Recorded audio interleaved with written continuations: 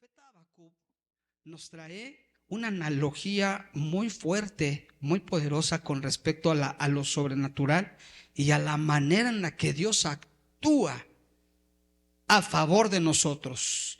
¿Sabe? Nosotros vemos las cosas con un tinte, casi todas las cosas las queremos ver blanco y negro. Casi todas las cosas las queremos ver buenas y malas. Eso es malo, no es sano. Nosotros como hijos del Señor, dice su palabra que todas las cosas nos ayudan para bien. Y todas las cosas que suceden, hay un proyecto, hay un plan, hay una mano tras ello, obrando y actuando en consecuencia para que nosotros podamos vivir la promesa que dijo su palabra: yo he venido para que tengan vida y para que la tengan en abundancia. Y esa vida en abundancia solo se va a generar a través de los medios del Señor y no los medios nuestros, a través de la manera en la que Él obre. Y yo le he preguntado a Dios y he estado analizando, estudiando sobre la vida, por ejemplo, del rey David y ahora la vida de Habacuc, porque yo le pregunté a Dios, aprendí de Habacuc, pues Él le preguntó, yo también le pregunto. Y le dije: Señor, ¿cómo Habacuc puede reaccionar ante esto que está presentándote? Y cómo nosotros debemos actuar en consecuencia de un asalto, cómo debemos actuar en consecuencia de un secuestro, cómo debemos actuar en consecuencia de una situación, de una circunstancia que para nosotros es mala. ¿Cómo debemos actuar y cómo debemos presentar ante la pérdida de un ser querido, ante la situación, por ejemplo, de un pleito familiar, ante la situación de una circunstancia adversa? Porque finalmente no es que haya cosas malas, sino que hay cambios repentinos de circunstancias. Quiero tener un carro y las circunstancias no me permitieron adquirir ese carro, así que no es que sea malo, simplemente las circunstancias no se dieron, cambiaron. ¿Cómo puedo actuar en consecuencia de ello? Habacuc nos trae un reto, un desafío, nos trae un consejo, nos trae todo un mosaico del cómo debemos comportarnos como hijos de Dios. El verso de hoy queremos utilizarlo como el Habacuc 2:4, que dice: mas el justo por la fe vivirá. Y vivir tiene muchos sentidos. Vivir tiene muchas direcciones. Vivir tiene muchos asteriscos. Vivir puede referirse a la vida, al tener aliento de vida. Eso puede referirse a vivir. Pero vivir también puede ser vivir ante una circunstancia, salir avante ante una circunstancia. También ahí se le puede aplicar la palabra vivencia. Vivir es salir de un evento que para nosotros ha sido catastrófico, y salir de ese evento, ser resilientes de ese evento, también es vivir. No tenemos y no debemos literalizar la escritura, y no tenemos y no debemos quedarnos en cómo dice la escritura. Es normal que nosotros literalicemos, sí. Es normal que nosotros nos quedemos ahí, sí es normal. ¿Y por qué sí es normal? Pues es normal porque somos terrenos, lo acabo de decir hace rato, somos naturales, es decir, nuestra naturaleza, nos guste o no, es caída. Esa es la naturaleza de cada uno de nosotros. Por eso no nos debemos sorprender que podamos ver a un cristiano no actuando en consecuencia de su título, y luego decimos: es que es cristiano. Bueno, ¿y qué tiene que ser cristiano? También es cristiano natural. ¿Se recuerdan que en la Biblia el apóstol Pablo habla de cristianos carnales y cristianos espirituales? Y los dos son cristianos, pero uno es el carnal y otro es el espiritual. Así que es entendible que si leemos: mas el justo por la fe vivirá, pues se refiere a que vamos a vivir. Yo quiero platicar contigo un tema que casi no me gusta ponerlos largos, pero hoy lo tengo que poner largo porque así lo amerita el mensaje. El poder sobrenatural de Dios en medio de la incertidumbre. Vuelvo a repetir porque está largo. El poder sobrenatural de Dios en medio de la incertidumbre. Vamos a pedir a nuestra hermana Loren que nos lo ponga ahí, si es posible. El poder sobrenatural de Dios en medio de la incertidumbre. Esta mañana, ¿cómo llegamos a casa? Redención. ¿Qué tipo de incertidumbre traes? ¿Qué tipo de circunstancia te está quitando tu tranquilidad, tu paz, tu dirección, tus proyectos, tus pensamientos?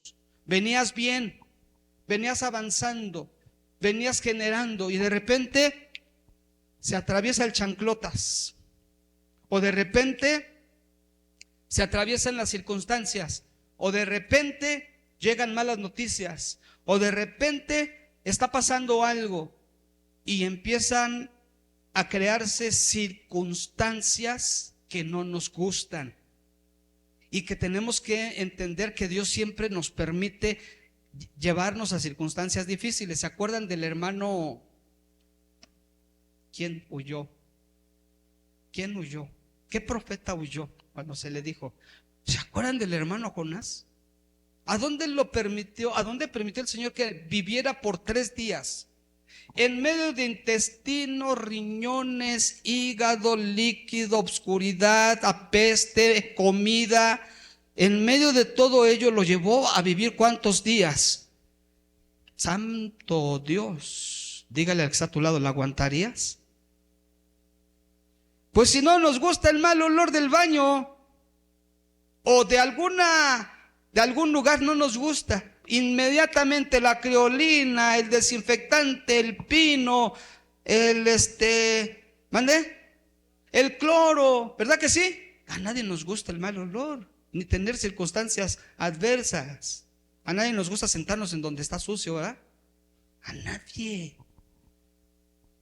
Fue resiliente el profeta y la libró. Dígale al que está a tu lado, la puedes librar. No importa qué estás viviendo. Si tú crees que donde tú estás, y si tú crees que lo que tú estás pasando es porque Dios no te ama, o si tú crees que lo que estás viviendo es porque eres el más vil pecador, estás totalmente equivocado.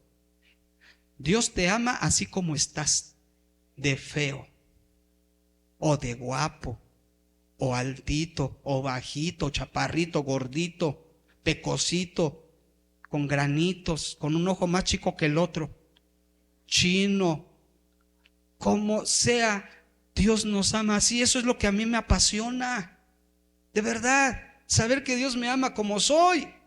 A veces ni nosotros nos amamos como somos y nos ponemos frente al espejo y decimos, qué feo estás. O estamos tan reflexivos y decimos, esta semana te portaste cañón, la regaste en esto, en aquello, en el otro, y empezamos a sentirnos los más débiles, los más feos, empezamos a sentirnos mal. Pero ¿saben? Dios nos ama. Dios nos ama. Si somos rebeldes, Dios nos ama. ¿Qué significa esto? ¿Que voy a ser rebelde? No, señores, significa que Dios te ama aunque eres rebelde. Él no quiere que seas rebelde, debemos aclararlo. Pero Dios nos ama. ¿Qué está pasando en tu vida? ¿Qué está sucediendo? ¿Cuál es la incertidumbre? Bueno, ¿cuál es el tema?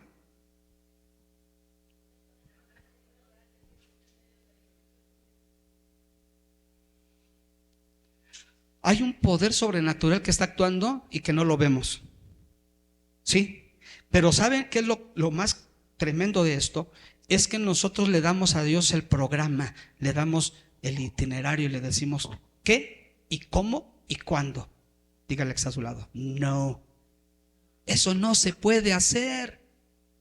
Pues si ustedes mismos como padres les pasa, a ver que un hijo venga y les diga qué hacer, ¿qué le van a decir? Eso no pasa. Soy tu padre y tú haces lo que yo te estoy diciendo. ¿Y tú? ¿Qué les decimos? Tú obedeces. Y eso no nos gusta que Dios nos diga, Señor, haz esto. Señor, mañana. Señor, de esta forma. ¿Qué pasó? Así no funciona la vida. Por eso Habacuc estaba tan elevado en sus inquietudes, y directamente habla con Dios y directamente le presenta un diálogo tan profundo, tan sincero. Esto es entre profeta y Dios, Señor, ahí te va. A diferencia de otros profetas que ellos solo proclamaban lo que Dios les decía, profetas que les decía Dios, ve y di, ve y di, ve y di, ve y unge. Habacuc no estaba viviendo este capítulo en su vida. Habacuc estaba viviendo una escena, por decirlo cruel, en su país, en Judá, y estaba viendo cómo estaba haciendo el pueblo avasallado, cómo estaba siendo el pueblo políticamente, estaba siendo tomado, había corrupción, había injusticias, había sufrimiento, había una serie de condiciones, y Habacuc lo estaba viendo, lo estaba viendo, lo estaba viendo, lo estaba viendo, y él estaba sintiéndose triste, se estaba sintiendo incómodo, y lo lleva, estas circunstancias, estas inquietudes lo lleva directamente a cuestionar a Dios. En el primer capítulo se queja delante de Dios y le dice: ¿acaso no estás viendo lo que está pasando? ¿Acaso no te estás dando cuenta? ¿Acaso no te duele lo que está viviendo la nación? Violencia, una situación. Y tú sabes qué, Señor, fíjate bien, hermano, cómo le estaba hablando el profeta. Y tú sabes qué, Señor, estás en silencio. Y tú sabes que, Señor, no estás haciendo nada, nada, absolutamente nada. Esto era una situación de soberanía entre la justicia de Dios y la justicia del hombre. Una vez le pregunté a alguien que me dijo: ese merece la pena capital. Y yo le pregunté: ¿merece la pena la capital? Está bien, pero ¿para quién es el placer? ¿Para ti? ¿Tú estás pidiendo pena capital para que tú te sientas bien o porque es lo que merece? Hay que pensarlo, porque de repente decimos: merece que lo lleven al paredón. Y dice la palabra: ¿y tú quién eres para juzgarme? Para poner, ¿quién te puso por juez?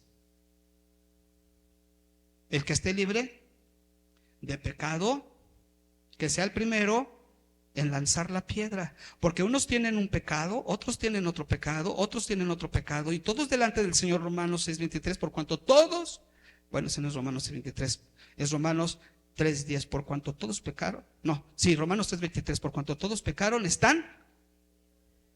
Y Romanos 6:23, porque la paga del pecado. Y Romanos 3:10, como está escrito: no hay justo ni aún uno.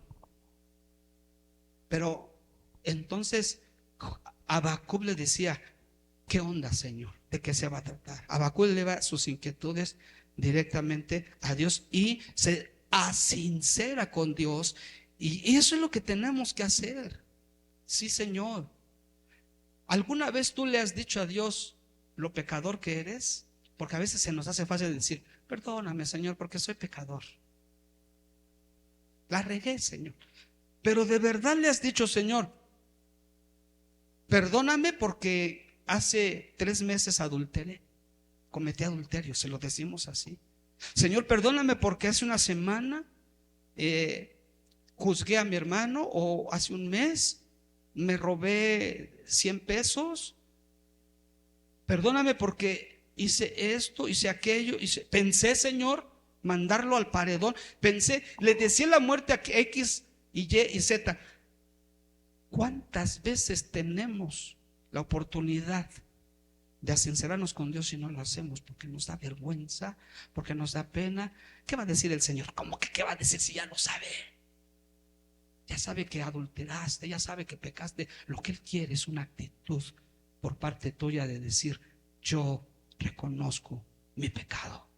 Y el salmista David nos lo enseña de una manera cruel y de una manera fuerte. Contra ti, dice el Salmo 51:4, contra ti solo he pecado y he hecho lo malo delante de tus ojos, para que seas reconocido como lo que eres, un Dios justo y tenido por puro en tu juicio. Y en el Salmo 51 Dios le perdona, pero hay una una responsabilidad que muchos de nosotros no queremos asumir porque no nos gusta. Dios se mueve de una manera muy especial.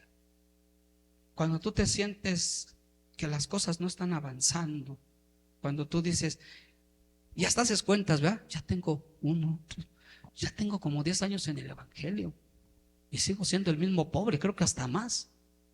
Ya tengo como 10 años en el evangelio y ya este inútil de mi esposo, de hoy está inútil de mi esposa, sigue peor que cuando empezamos. Ya son 10 años de que te conozco y no me he podido comprar un carro. ¿Sí entendemos cómo evaluamos?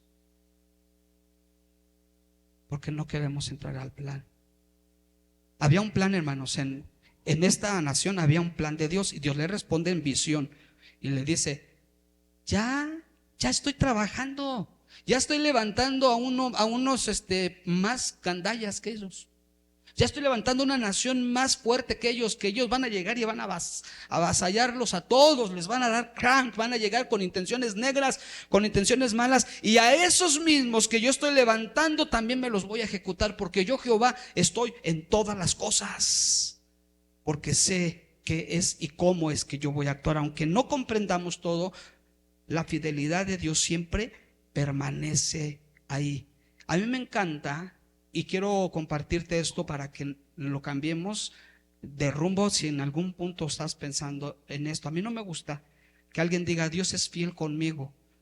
No me gusta eso. A mí no me gusta decir que Dios es fiel conmigo, porque Dios no es fiel conmigo. ¿Yo quién soy? Dice el salmo, que no recuerdo su nombre, la cita, pero dice,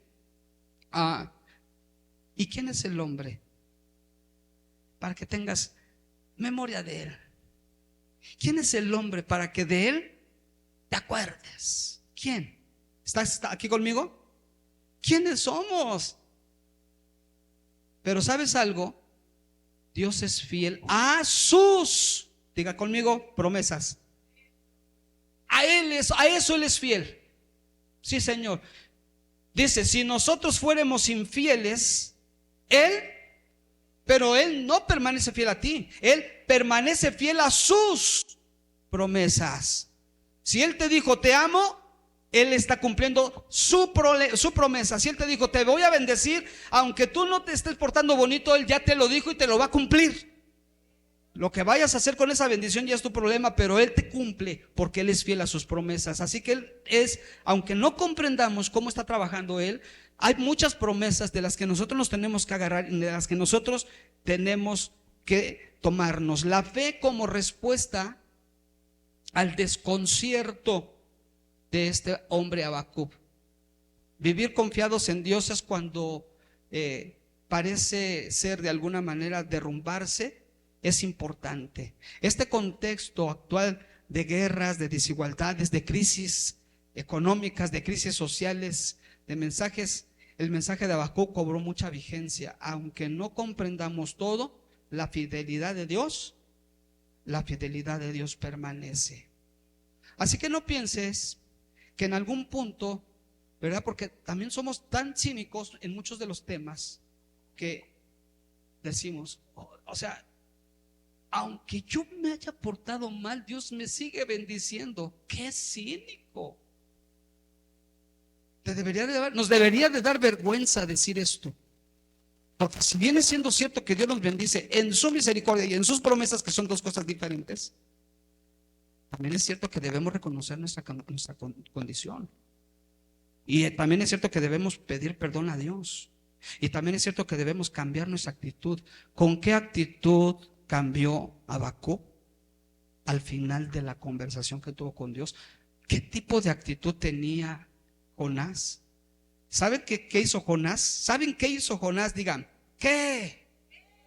Se fue enfrente de la ciudad que dijo Dios que iba a destruir. ¿Para qué creen? Para ver si sí los iba a destruir o no. Digo, que valga la pena mi chamba. O sea, me vine desde dónde, hice lo que hice para que al final no los destruyas. ¿Y qué pasó? ¿Los destruyó? ¿Se dan cuenta? ¿Cómo somos? Y él era profeta. ¿Cómo somos delante del Señor? Esta mañana estamos buscando, ¿qué estamos buscando? ¿Tienes incertidumbre en alguna situación? Cualquiera que ésta sea, tu esposa, tu esposo, tus hijos, tu trabajo, tu salud. ¿Qué estás viviendo todos los días cuando te levantas? ¿Cuál es tu angustia? ¿Cuál es tu quebranto? ¿Cómo Dios te quiere mirar cuando tú te levantas? Y que lo único que debe pasar es que algún músculo de tu cuerpo no te deje levantar, pero no más. Un poquito de ejercicio, de dinamismo, y ya quedó el músculo. Ahora sí a chambearle, pero nada más. ¿Estás preocupado por tu esposa? ¿Estás preocupado por tu esposo? ¿Estás preocupado por tu salud? ¿Estás preocupado por lo que estamos viviendo en nuestro país? ¿Estás preocupado por tu trabajo? ¿Qué va a pasar el día de mañana por tus hijos?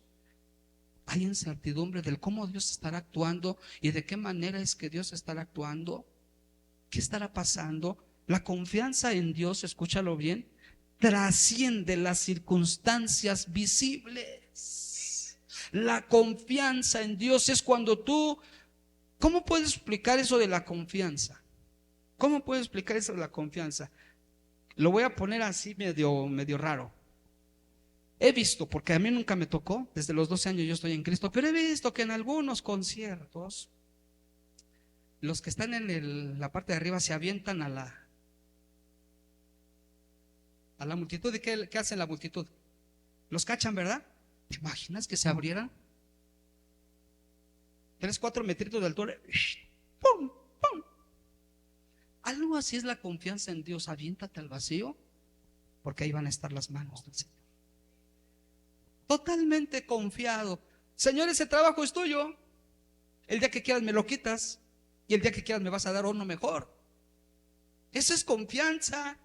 Señor, estoy enfermo, y si estoy enfermo, el día que quieras me vas a sanar. Y si no me quieres sanar, de todas maneras glorificaré tu nombre, Señor. Porque yo no dependo de la sanidad o de las circunstancias, de lo material para honrarte, para bendecirte. ¿Qué les dije en la mañana? ¿Cómo nos fue en la mañana de adoración? Cuando adoramos en espíritu y en verdad. Wow, de verdad, esto del mensaje ya nada más es el cierre y ya nada más es el tiro de gracia, porque Dios nos empezó a bendecir desde muy temprano, desde antes que nos levantáramos. ¿Estás aquí conmigo? Así que este versículo, Habacuc 2:4, resume todo. La confianza en Dios trasciende las circunstancias visibles. Les voy a dar un pequeño testimonio, y esto está en base o con base a las campañas que venimos haciendo los líderes emergentes en México, la Alianza de Pastores, que uno de los objetivos es alcanzar más personas para Cristo. La primera campaña fue al final de Jardines de Morelos, frente al IBM, así se dice, IBM. Ahí fue la primera campaña. Y si ustedes ven las fotos y ven los videos, dices, o sea, ¿no? Y me acerqué al pastor. Mi pastor, ¿cómo lo vio? ¿Cómo se siente? Y me dice, pues no mucha gente, pero está bien. ¿Sabes qué le respondí? Le dije, pastor, tú estás viendo hasta donde alcanzan tus ojos, pero hay algo poderoso y mayor que Dios hizo en esta campaña, y hay mucho más alcances que esto. Amén, pastor, amén. Me dijo, amén, pastor. Ayer tuvimos nuestra junta, el viernes tuvimos nuestra junta de pastores, porque estamos haciendo trabajo de consenso. Y le pregunté, pastor, ¿nos puedes dar testimonio de cómo los resultados de tu campaña? Y yo me glorifiqué al Señor. Le dije, hermano, me llenó mucho las palabras que usted me dijo, cuando me dijo que tengo que ver más allá de lo que ven mis ojos. Y yo no alcancé a ver que una persona se convirtió al Señor ese día, y que esa persona a este tiempo, después de 2 meses, ya ha traído a 15. Toda su familia se está congregando con nosotros. Cuando nosotros vemos aquí enfrente, no va a pasar nada, ¿y cómo será? El Señor bendijo al pastor Timoteo Oz, del Centro de Fe, Esperanza y Fe, cuando fue secuestrada su hija, y los hombres le dijeron: queremos tanto. El pastor empezó a ver la forma de juntar el dinero, y la esposa le dijo: no. Y el pastor: pero es tu hija. No, no vamos a dar un solo peso de rescate. La hija que tenemos, Dios nos las dio, y Dios nos las va a quitar, si así es su voluntad. Sea el nombre de Jehová bendecido. Así que nos ponemos en oración, nos ponemos a orar y empezamos a confiar en el Señor. Estuvo secuestrada varios días. Todos los días en la mañana, cuando iban los secuestradores al cuarto de esta mujer les hablaba de Dios, les predicaba la palabra. ¿Y saben qué pasó? Dos cosas. Una, nunca respondieron al llamado de los secuestradores, la familia, y se enojaron. Dos, se fastidiaron de que les hablaba de Dios, y al siguiente día la sacaron. Ahí te ves. Y llegó a casa sana y salva. Nunca sabemos cómo puede ser. A lo mejor esto fue así, a lo mejor en otras ocasiones no va a ser así, porque han habido secuestros de otros pastores que sí se ha pagado por rescate, o han habido de otras circunstancias que no han sido rescatados. Pero aún en medio de todo, nosotros tenemos un grande compromiso de entender que el poder sobrenatural de Dios, otra vez el tema, el poder sobrenatural de Dios, ¿en medio de qué? De la incertidumbre. Es en lo que tenemos que confiar. Si Dios quiere bendecir tu trabajo, o estás teniendo problemas en tu trabajo, ¿cómo sabes si Dios te quiere llevar a otro nivel? Y para eso necesita actuar en otras cosas, en tu salud. Son muchas circunstancias, hermanos, y Habacuc se las presentó una a otra, y Dios le respondió en visión, y Dios le habló. Ahora, ¿cuál es el propósito de este mensaje? Primero, vámonos rápidamente porque creo que ya me estoy tardando. Primero, debe haber una fe genuina. ¿Qué es una fe genuina? La fe genuina no depende de entenderlo todo. La fe genuina no depende de confiar en el carácter justo de Dios. Perdón, no depende de entenderlo todo, sino depende de confiar en el carácter de Dios. Es decir, el carácter de Dios, ¿qué es? Él es amor, Él es bondad, Él es justo, Él es misericordioso, Él es grande, Él es fuerte. O sea, de eso depende nuestra fe. De eso depende nuestra fe. El mismo Dios que hizo posible que se crearan los cielos y la tierra, y que le dijo a la nada y le dio nombre a las cosas como si ya estuvieran, es el mismo Dios a quien nosotros hoy estamos adorando aquí. Es el mismo Dios al que le venimos a agradecer. Es el mismo Dios al que le estamos dando todo lo nuestro. Y amén. Esa es la fe genuina. La fe genuina no depende de como la rueda de la fortuna, que a veces está arriba, a veces está en medio, y a veces está ¿qué? Abajo. No, la fe genuina depende de que siempre estemos en esa certeza de entender y de confiar en el carácter de Dios. Mi esposa puede cambiar, sí, porque es una mujer con un estado caído. Yo puedo cambiar también. Yo puedo dejar de amar a mi esposa, sí, Señor, si yo lo decido. Yo puedo dejar de buscar a Dios también, si yo lo decido. Yo soy humano, yo puedo cambiar. Por eso dice el versículo: si nosotros fuéramos infieles, Él no cambia. Ese es el carácter de Dios. Él no cambia. Él es el mismo ayer, es el mismo hoy y es el mismo mañana. ¿Alguna vez te has portado mal y has dicho: ay, Señor, no me vas a castigar? O alguna vez has pensado: ¿y ahora qué voy a hacer? Ya, si me iba a bendecir, ahora con esto que hice no me va a bendecir. No va a pasar. No va a pasar. ¿Y sabes por qué no va a pasar? Porque Él no cambia. O sea, Él no tiene nada que ver con nosotros. Si cambiamos, si le decimos a la hija: pórtate bien y te voy a dar para tu mochila nueva. Y si no se portó bien, pues no le vas a dar. No le vas a dar. O también podemos hacer una promesa y cambiar esa promesa. Bueno, eso ya es parte de la vida cotidiana de los seres humanos hoy, que no cumplimos nuestra palabra en muchos de los temas. Pero Él no cambia. Número 2, Dios es soberano. Dígale a su lado, Él es soberano.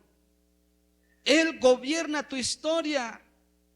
Él gobierna tu historia incluso cuando cuando parece que esa historia está oculta. Él gobierna tu historia. ¿De dónde vienes? ¿De dónde vienes? ¿De qué historia vienes? ¿Qué historia has creado en tu vida? ¿Cómo fuiste? Fíjate, aquí no hay niveles, hermano, Nada más hay consecuencias. Niveles no, consecuencias sí. Es decir, no es lo mismo un mentiroso que un asesino. ¿En cuanto a qué? En cuanto a consecuencia. Pero en cuanto a pecado, es exactamente igual. Ahora bien, Dios es soberano de tal forma que Él gobierna nuestra historia. Y esa historia que nosotros venimos cargando, esa historia es la que tiene que transformar. Habacuc se queda ahí y dice: ¿qué va a pasar con esta ciudad? ¿Qué va a pasar con mi pueblo? Hay corrupción, hay dolor, hay quebranto, hay angustia, hay situaciones difíciles. ¿Qué va a pasar? ¿Cuánto le hemos preguntado a Dios? ¿Qué va a pasar con esto? Le preguntamos como a veces hacemos preguntas, hermanos, pero no son preguntas. Si son cosas que queremos, tenemos que aprender a comunicarnos con Dios. Y una de las formas maravillosas que existe en el mundo para comunicarse con Dios es que le bajes un 2 al ego. Bájale un 2 a lo que tú crees que eres. Señor, en tu nombre echo fuera demonios, en tu nombre profetizo, en tu nombre. Señor, 37 años de ministerio. Yo sé que tú me oyes más rápido a mí que a otros. Hay que bajarle un 2 a nuestro ego. Esa era una de las actitudes que tenía David y que tenía Habacuc cuando Dios le respondía a su oración. Él no miraba lo que Habacuc le decía. Él no escuchaba lo que Habacuc le decía. Él miraba lo que Habacuc tenía aquí. David estaba de acuerdo con Dios. Dios le mató a su hijo. David estaba de acuerdo con Dios. Dios le condenó a su familia a espada por generaciones. David estaba de acuerdo con Dios. Jesús fue a la cruz. Jesús estaba de acuerdo con Dios. ¿Tú estás de acuerdo con Dios? Habría que pensarlo. Porque cuando tu corazón cambia, significa que no estabas de acuerdo con Dios, que solamente estabas con Él porque te daba, porque te bendecía. En medio de las circunstancias, el poder sobrenatural de Dios en medio de las circunstancias de la incertidumbre. Número 3, la intervención divina siempre tiene un propósito. La intervención de Dios siempre tendrá un propósito, aunque el momento resulte desconcertante. Siempre habrá un propósito por Dios, que Dios tiene. Las circunstancias hacen de nosotros que nos levantemos como guerreros. Las circunstancias hacen que nosotros seamos resilientes. Las circunstancias hacen que podamos confiar de una forma poderosa en el Señor. Esto hace posible que tú y yo podamos ser esos cristianos exitosos y caminando hacia la vida de abundancia, caminando hacia la vida de bendición, caminando hacia la vida de grandeza. Quiero cerrar en esta mañana y me gustaría hacer una oración. Recuerden que hace 8 días, sí fue hace 8 días, oramos por sanidad. ¿Sí fue hace 8 días? Ayúdenme. Los que no vinieron, los que sí vinieron, hace 8 días oramos por un milagro de sanidad, ¿va que sí? Ok. En crisis sociales, cuando la injusticia y la violencia permanece o parece que domina, nuestra fe nos recuerda que Dios sigue al control. Al control. ¿Sabes? A veces yo he pensado 2 cosas. La primera, a veces somos tan maleantes porque esa es una realidad. Lo que tú ves solo es una imagen de lo que queremos que tú veas. Pero aquí adentro somos personas caídas naturalmente. Dice la palabra en Génesis que la inclinación del corazón del hombre está hacia el mal. Y siempre que nos dan a escoger, según Deuteronomio, escogemos el mal. Siempre. Y de eso tenemos que entender que a veces vivimos las consecuencias de nuestras decisiones. Pero aún así, que vivamos nuestras consecuencias de nuestras decisiones no significa que la mano poderosa de Dios esté ahí, y no significa que lo sobrenatural se vaya a mover en nosotros, porque Él se mueve, porque Él está con sus hijos, porque Él está con aquel que ha venido a Cristo. Esa naturaleza sigue ahí. Se llama naturaleza vieja y naturaleza nueva. Se llama viejo hombre, nuevo hombre. El viejo hombre y el nuevo hombre siempre van a estar juntitos, pero la diferencia es que la Biblia dice que al viejo hombre lo tenemos que tener sometido, amarrado a los pies de Cristo. Hay algo que Dios nos dio a todos que se llama dominio propio. Y el dominio propio es la capacidad, escúchelo bien, la capacidad de dominar todas nuestras emociones. Ese es el dominio propio.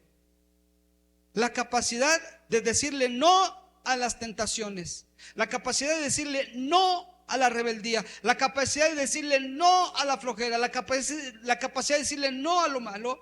Ese es el dominio propio. No me enojo porque no quiero. Puedo. ¿Está aquí conmigo? No te pego porque no quiero. Puedo. No te pago porque no quiero. Puedo. Paguen, hermanos. No te amo porque no quiero. Saben que el amor es un verbo, ¿verdad que sí? Son acciones. El amor no son palabras. Te amo, mi amor. Pues sí, pero mira. O te hablo, ¿sí o no? Mis frijolitos fritos, mi amor. Ahí te ves, cómpralos. Cómpralos. El dominio propio es eso. Tú viniste hoy por el dominio propio. Decidiste venir. Así que en las crisis sociales, cuando hay injusticia, cuando hay violencia, que parece dominar todo, que parece que las circunstancias están en contra de nosotros, aún en medio de eso nos recuerda que Dios sigue al control de nuestras vidas. Eso es lo maravilloso. Yo, por ejemplo, para mí el domingo es especial, hermanos. Para mí el domingo es un momento de entrega al Señor, porque para mí es como que, Señor, te entrego toda mi semana desde hoy hasta el sabadito. Y empiezo a sentir unas ansias, pero ansias de ¿qué tantas bendiciones me van a caer en esta semana? Eso se llama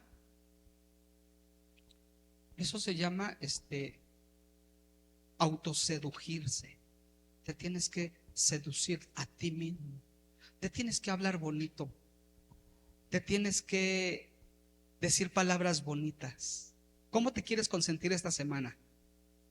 ¿Cómo te gustaría? A ver, alguien invente algo. ¿Cómo te quieres consentir, Perlita? Con un cafecito. Ya, planéalo. Consiéntete con un cafecito. Wow, se oyó rico eso. ¿A cuánto les gustan las carnitas asadas? Esta semana, Señor, mira, un kilito de bistec de diezmillo, sazonadito con su, una salsita de molcajete que me encanta hacer. Me voy a consentir. Pero ¿cómo te quieres consentir? ¿Cómo te gustaría consentirte? ¿Cuántas palabras bonitas te dices? Javier, esta semana tienes que ponerle kilo. Tú puedes. Eres capaz de lograr muchas cosas.